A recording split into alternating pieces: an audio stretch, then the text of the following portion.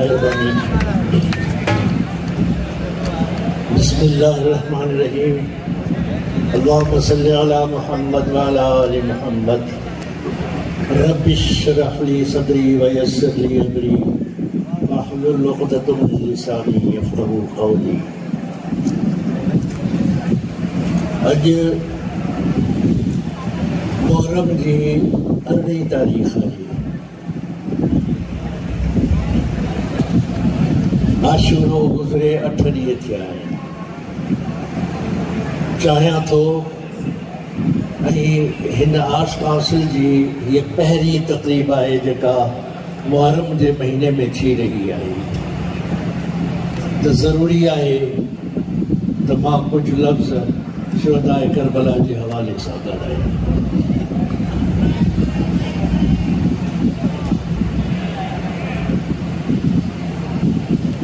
शुहदाए करबला जूं कुर्बानियों उन वक्त जे एक ज़ालिम जाबिर हुक्मरान जे अॻियां हक़ सच जो अलम बुलंद कयां।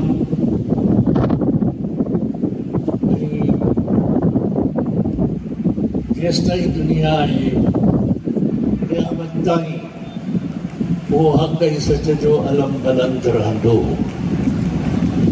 अॼु बि यज़ीदियत आहे तो अॼु बि हुसैनियत बि। शुहदाए करबला जो कुर्बानियों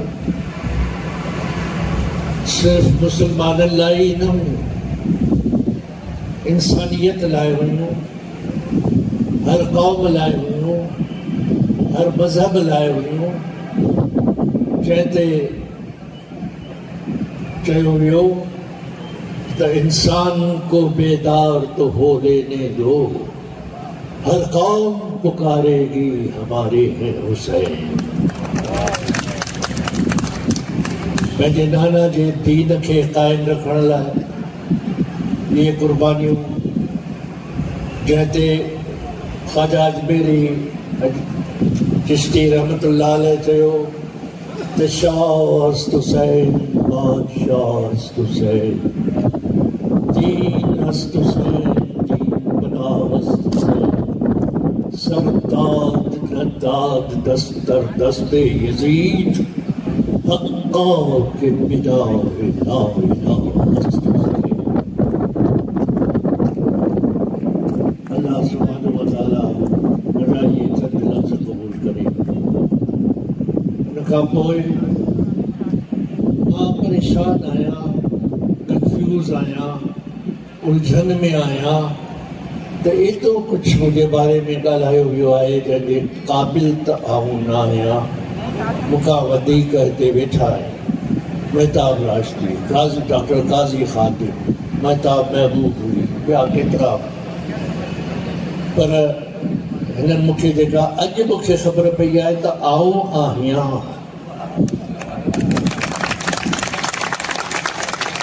अॼु ख़बर पई आहे। 50 साल गुज़रिया लाहौर में ऐं शोबिज़ में। उनखां पहिरीं रेडियो स्टेशन मुंहिंजे हवाले सां रेडियो स्टेशन जे हवाले सां घणी ॻाल्हियूं थी चुकियूं आहिनि। मां उन्हनि खे रिपीट करणु नथो चाहियां। महताब ख़ूबसूरत ॻाल्हायो रेडियो जे हवाले सां, उनखां वधीक आउं छा थो ॻाल्हाए सघां। महताब महबूब भी ॻाल्हायो, नुसरत शाह भी ॻाल्हायो, काज़ी खातिम भी ॻाल्हायो, नसीर मिर्ज़ा त बाबा सुभान अल्लाह। त मां छा ॻाल्हायां, लेकिन हैदराबाद मुंहिंजे रूह में आहे, सिंध मुंहिंजे रूह में आहे। मां जेतिरो बि लाहौर में होसि, पंजाब में होसि, त हुते जेके तक़ारीब थींदियूं हुयूं त इहो ई चवंदो होसि त बाबा जिस्म मेरा यहाँ है, रूह मेरी सिंध में। मां जॾहिं जिस छा मूंखे वठी मुंहिंजो इहो मोटो ई कोन हो त को मूंखे फिल्म एक्टर थियणो आहे। ख़ैर इहा स्टोरी काफ़ी दफ़ा मां ॻाल्हाए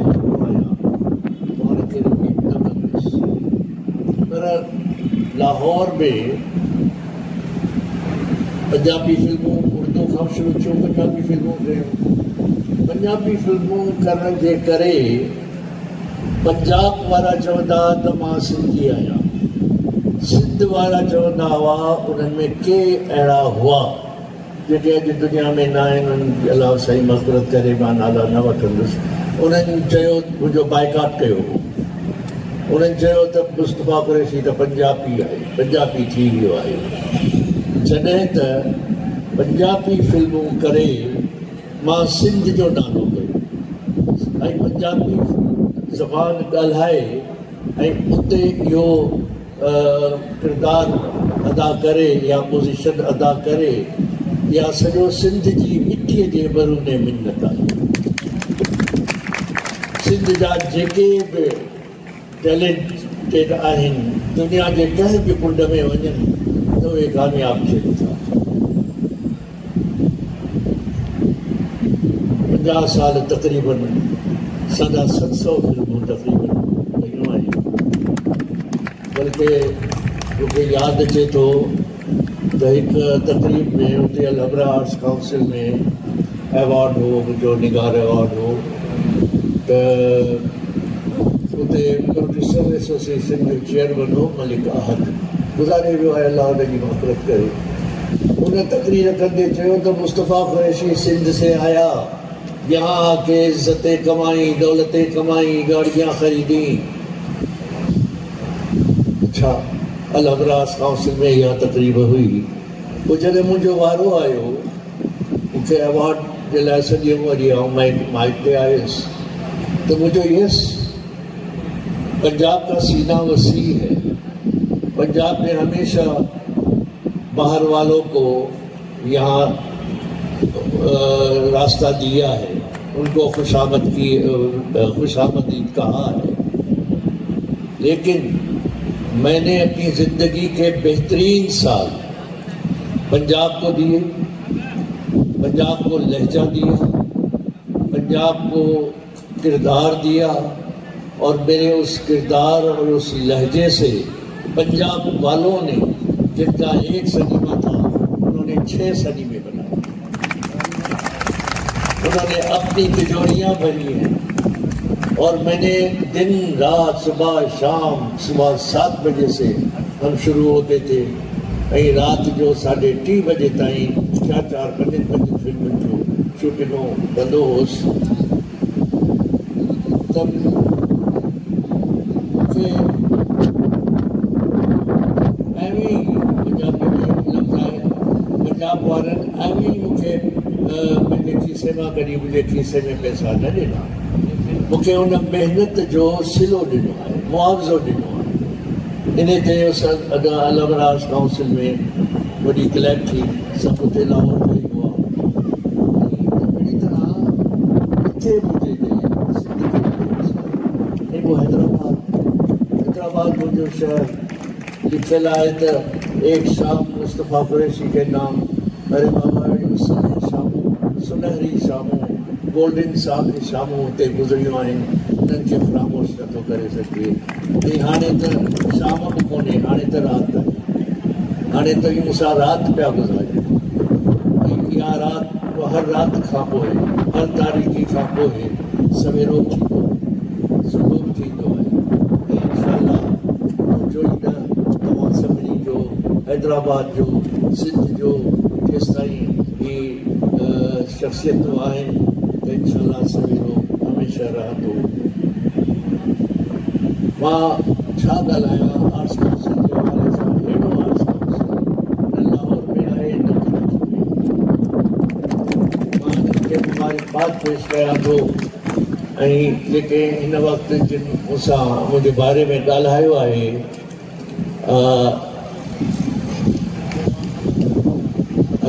पंहिंजो पीर मोहम्मद शाह साहब, महताब राशिदी साहिबा, डॉक्टर काज़ी ख़ादिम साहिब, अब्दुल जब्बार साहिब, ऐं सरदार काशिफ शोरो साहब, ऐं नाज़ सहतो साहब, ऐं यूसुफ जमाल साहब, डॉक्टर इसाक समेत उन्हनि खे मां मुबारकबाद पेश कयां थो ऐं इन्हनि जो दिलि जे गहराइनि सां शुक्रियो अदा कयां थो जो मूंखे एॾी मोहबतूं एॾियूं अजरकूं जो हाणे वञी आऊं अजरकुनि जो दुकानु खोलियां। एतिरी पज़ीराई मुंहिंजी हिन खां पहिरीं कॾहिं न थी। मां नसीब मिर्ज़ा जो बि ख़ासि तौर ते शुक्रियो अदा कयां थो। हिते मुंहिंजी भेण शीरीन वेठी आहे, मूंखां नंढी आहे। हीअ झाड़ियूं आहिनि, हिकिड़ी हिते आहे, हिकिड़ी कराची में आहे। मुंहिंजी मोहबत मायूं आहिनि, हिते मुंहिंजा भाणेजा वेठा आहिनि, भाटिया वेठा आहिनि ऐं तव्हां सभु मुंहिंजे लाइ पंहिंजा आहियो। मूंखां फरमाइश कंदा आहिनि हुन डायलॉग जे लाइ त मां इहो ई चवंदो आहियां त बाबा मां कीअं चई सघां थो सभु पंहिंजा आहियूं, मां तव्हांजो आहियां, मां तव्हांखे कीअं थो चई सघां त नवां आहियां सोनिया। ज़िंदगी में घणियूं ॻाल्हियूं गुज़रियूं आहिनि, घणा वाक़िया, घणो कुझु ॻाल्हाए सघां थो, ॻाल्हाइणु चाहियां थो ऐं लेकिन टाइम ॾिसां थो एतिरो टाइम थी वियो आहे। तव्हांजी महिरबानी जो तव्हां हेसि ताईं वेठा आहियो, इहा वॾी ॻाल्हि आहे। मूं ते इहो कर्ज़ु आहे ऐं अलाह करे अलाह साईं मूंखे तौफ़ीक़ ॾिए तव्हांजो इहो कर्ज़ु कंहिं सूरत में लाहियां। मां जेसि ताईं मुंहिंजी ज़िंदगी आहे मां तव्हांजो आहियां, तव्हां मुंहिंजा आहियो ऐं इहे मोहबतूं सदा सलाम क़ाइमु रहनि। ऐं जेसि ताईं रुबीना जे हवाले सां हिते ॻाल्हि ॿोल थी त हाणे तुंहिंजो जीवन साथी हलियो वियो। रुबीना मूंखां वॾी आर्टिस्ट हुई, मुंहिंजो नालो कोन हो जॾहिं रुबीना जो वॾो नालो मेराण बुलबुल मेराण जो ख़िताबु सईद ज़ुल्फ़िकार अली भुट्टे हुनखे ॾिनो हो। जॾहिं बि का अहिड़ी तकरीब थींदी हुई, ॿाहिरां शहंशाही रान ईंदो हो या अमेरिकन सेक्रेटरी ईंदो हो त इस्लामाबाद में प्राइम मिनिस्टर हाउस में फंक्शन हूंदो हो त रुबीना ज़रूरु हुअणु घुरिजे। भुट्टे साहिब जो सेक्रेटरी फ़ोन कंदो हो, रुबीना न ईंदी, इनकार कंदी त भुट्टो साहिबु पाण फ़ोन कंदो हो त अॼु तव्हां केरु चयो। भुट्टे साहिबु वॾो क़दुरु कंदो हो फनकार। अहिड़ी तरह पहिरीं ख़ातून सिंगर आर्टिस्ट हुई जंहिंखे भुट्टे साहिबु चाइना मोकिलियो। चाइना ऐं पाकिस्तान जी दोस्ती जो बानी भुट्टो साहिबु आहे। अॼु वारा जेके दावा था कनि उहा ग़लति आहे। अॼु वारा त इहे बि दावा था कनि, तव्हां सम्झी वेंदव त न्यूक्लियर जेको आहे उहो फुला पार्टीअ जे लीडर ठाहियो। मां नालो नथो वठणु चाहियां।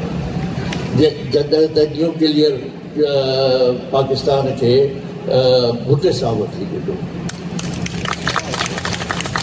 त जॾहिं चाइना रुबीना खे मोकिलियो वियो त उते उन वञी हिकिड़े ई ॾींहं में चाइनीज़ ज़बान में गानो सिखी ऐं उते मौज़ी तुम जे डिनर में ॻाए ऐं चाइना ऐं पाकिस्तान जी दोस्ती खे मुस्तहकम कयो। इहा तारीख़ आहे। पोइ भुट्टे साहिबु हुनखे इंडोनेशिया मोकिलियो जिते सदर स्वीकार्नो जे डिनर में हुन शाह खे ॻायो, सचल खे ॻायो ऐं उर्दू में ॻाई। त उहा तस्वीर बि आहे मूं वटि त भुट्टे स्वीकारनो हुन थोरो सॼी ॿधियल हुई, परांदो जंहिंखे चवंदा आहिनि, जेका सिंध जी सकाफ़तियूं सॼियूं थींदियूं आहिनि ॾाढियूं ख़ूबसूरतियूं, उहा हुनजे चोटीअ में हुई। त स्वीकारनो उहा ॾिसी हैरान थियो त वॉट इज़ दिस, ही छा आहे। त उन सां गॾु जेको हेड ऑफ डेलीगेशन हो पंहिंजी रेडियो हैदराबाद में हूंदो हो, पोइ वरी PTV में बि थियो ज़कातुरानी, उन इशारो कयो रुबीना खे त उतार के गिफ्ट कर दो, उतार के गिफ्ट कर दो। उहा तस्वीर आहे त उहा सॼी लाइ हुनखे मौज़ी तुम खे हुनखे स्वीकारनो खे गिफ्ट कई। उन खां पोइ लाड़काना मुर्तज़ा में टर्की जो सदन आयो, टर्की मेमोरियल उते क़ाइमु थियो जॾहिं, त उते बि रुबीना टर्किश ज़बान में गानो ॻायो ऐं मां ॿीं टे पोयां रो में वेठो हुउसि टर्किश जे सदर पुछो बुड्ढे साहब खां त इज़ शी टर्किश, हर प्रोनाउंसिएशन इज सो करेक्ट। त बुड्ढे साहब निहायत फ़ख्र सां चयो जेको कि हिकु तारीख़ी जुमिलो आहे जेको हुननि जा वारिस आहिनि अॼु पीपल्स पार्टी वारा, उहे बि उन्हनि खे नथा पिया ॻाल्हाइनि या चवनि, पर उन्हनि जे गोशगुज़ार मां करणु चाहियां थो त बुड्ढे साहब जो टर्किश सदर खे जवाबु ॾिनो कि no, she belongs to my province. त घणी ॻाल्हियूं आहिनि मीना जे बारे में, बल्कि मां ईअं चाहींदुसि त ही जो मेहरान आर्ट काउंसिल जो ऑडिटोरियम मुंहिंजे नाले ते तव्हां कयो आहे, मां साईं सरदार शाह साहब जो शुक्रिया अदा कयां थो, मां इसाक समीजो साहब जो शुक्रिया अदा कयां थो त इहो वॾो एज़ाज़ आहे मुंहिंजे लाइ। पर मूंखां बि वधीक आर्टिस्ट गुज़रिया आहिनि, जीअं नाला वरिता रेडियो जा जेके सही सालिगो में शाह हो, अब्दुल करीम बलोच हो, कहिड़ा कहिड़ा वॾा वॾा फनकार शाइर गुज़रिया आहिनि, उन्हनि जे नाले बि थी सघे थो। ऐं रुबीना कुरैशी जे नाले बि कान का सड़क रखो, कान का इमारत रखो, ऐं उनजे हवाले सां बि मां गुज़ारिश कंदुसि आर्ट्स काउंसिल खे त उनजे लाइ बि चाहे बादस्बर उनखे ट्रिब्यूट्स पेश करण लाइ का तकलीफ़ रखो। मां इहा ॻाल्हि इन करे कोन थो चवां त उहा का मुंहिंजी घरवारी हुई, मां उनखे बुलबुल बहिराण जी हैसियत सां इहा ॻाल्हि कयां थो। उहा मुंहिंजी न हुई, तव्हां सभिनी जी हुई, सॼी सिंध जी हुई। ऐं हिन उन दौर में रेडियो स्टेशन ते ॻायो जॾहिं पढ़ियल लिखियल छोकिरी स्कूल कॉलेज जी न ईंदी हुई, जॾहिं उन ज़माने में मूली ॿारी हुई, अला बचाई हुई, ज़ेबुन्निसा हुई, ऐं ज़रीना बलोच बि बाद में आई, ऐं उनखां बि बाद में आबदा परवीन आई, ऐं बिलाशुबा आबदा परवीन वॾो नालो कयो ऐं वॾे पाकिस्तान छा बल्कि बड़े सगीर जी वॾी आर्टिस्ट थी। लेकिन उन्हनि बि रुबीना जा ॻायल गाना ॻाया, रुबीना जा ॻायल गाना ॻाया हुआ, ऐं अॼु बि रुबीना जा हुन सभिनी ज़बानुनि में तक़रीबन। मां हाणे वरी रुबीना जे बारे में ॻाल्हायां थो, मूंखे वरी मां जीअं नूरुल्ला शाह चयो त मां बि इमोशनल थी वेंदुसि, त मां बि इमोशनल थी वेंदुसि, पर मां हाणे हिन वक़्तु जेको तव्हां मुंहिंजे लाइ कयो आहे, मां पंहिंजी सॼी ज़िंदगी हिनखे ख़ामोश नथो करे सघां। अलबत्ता हिकिड़ी गुज़ारिश कंदुसि जेका गुरुनानक जे ताईं पहुचे, छाकाणि जो हुकूमत त हाणे 3-4 ॾींहंनि खां पोइ हुकूमत त ख़तमु थी वेंदी, लेकिन जेके सेक्रेटरीज़ आहिनि, ब्यूरोक्रेट्स आहिनि, जेके निज़ाम खे हलाइनि था, उहे त मौजूदु आहिनि। त फ़नकार अगरि अक़ीदो थो रखे कंहिं दरगाह सां अगरि अक़ीदो थो रखे ऐं मरण खां पहिरीं वसियत थो करे त मूंखे हाजी अब्दुल्ला शाह जे अहाते में या कंहिं दरगाह जे अहाते में मूंखे दफ़न कयो वञे त उनखां 5 लख न वठनि। सिंध में औक़ाफ़ वज़ारत में इहो क़ानून आहे हिते जो त हू 5 लख वठी त मरण वारे खां 5 लख वठी उते क़बर जी जॻह था ॾियनि। त मां पहिरीं बि इहा ॻाल्हि करे चुको आहियां त ऐं फ़नकार केतिरा अटे में लूण जेतिरा जेके गाज़ीपुर शाह जे अहाते में मूंखे ख़बर कोन हुई। रुबीना जी क़बर बि उते आहे गाज़ीपुर शाह जे अहाते में, लेकिन उन जा 5 लख वज़ारत कल्चर, वज़ारत सक़ाफ़त ॾिना हुआ, वज़ारत औक़ाफ़ खे, जेको मूंखे सुठो न लॻो। हिकु मरण वारे ते तव्हां एहसान कयो, तूं त मरी चुको या मरी चुकी, हू एहसान लाहे न थी सघे ऐं न मां एहसान लाहे सघां थो। इहो ईअं आहे, हिकिड़ी वज़ारत ॿी वज़ारत खे 5 लख ॾिना, ॼण पंहिंजे हिकिड़े थी सेवा कढी पंहिंजे ई ॿिए थी सघे विझनि। त इन करे मां चाहींदुसि त घटि में घटि दानिश्वर, सहाफ़ी, अदीब, शाइर, इन्हनि जो वॾो मक़ाम आहे, फ़नकार इन्हनि जो वॾो मक़ाम आहे। जेकॾहिं हू चाहे थो त मुंहिंजी फलां दरगाह में दफ़नायो वञे त उनखे एज़ाज़ी तौर ते उनखां वटि 5 लख न चार्ज कयो। बाक़ी जेके उते मूं क़बरूं ॾिठियूं आहिनि गाज़ी अब्दुल्ला साहिब जे हथ में, कोई पुणे वाला आहे, कोई मलिका आहे, कोई जेके वॾा वॾा बिज़नेसमैन आहिनि या वॾा वॾा जेके ब्यूरोक्रेट्स आहिनि, उन्हनि पंहिंजूं क़बरूं उते खोटाए बंदि करे वक़्फ़ कयूं आहिनि। उन्हनि खां तव्हां बेशक 5, 4, 20 लख वठो, उहे ॾेई बि सघनि था। हिकिड़ी इहा ॻाल्हि आहे। ऐं जेसि ताईं हिन हाल जो नाले जो तालुक़ु आहे, मां शुक्रियो इन करे कयां थो त तव्हां बुनियादु विधी आहे त मुंहिंजी ज़िंदगीअ में ई मुंहिंजे नाले ते तव्हां इहो कयो आहे। वरना अक्सर इहो ॾिठो वियो आहे त मरण खां पोइ कंहिं फ़नकार या दानेश्वर या कंहिं शाइर जे नाले ते को पार्क रखियो थो वञे, का सड़क रखी थी वञे या को इदारो रखियो थो वञे, त हू त मरी चुको, हू उन पंहिंजे एज़ाज़ खे न ॾिसी सघे थो, न इंजॉय करे सघे थो। हा, ॻाल्हि सुठी आहे त मरण खां पोइ बि घटि में घटि यादि त कयो वञे थो।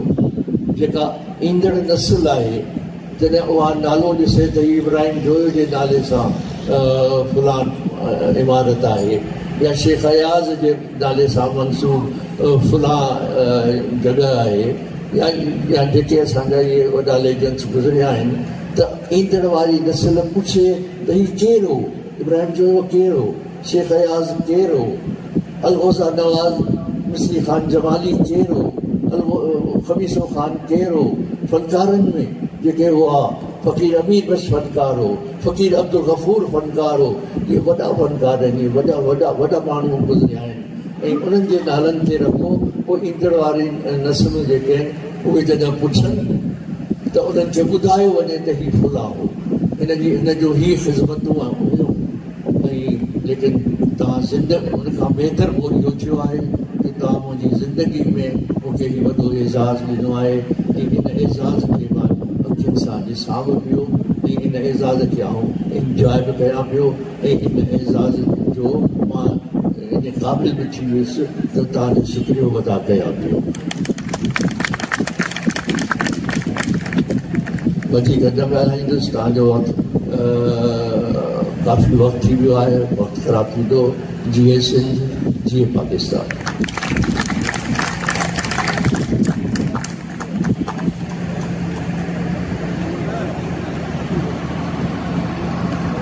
एक सफ़ी जो आवाज़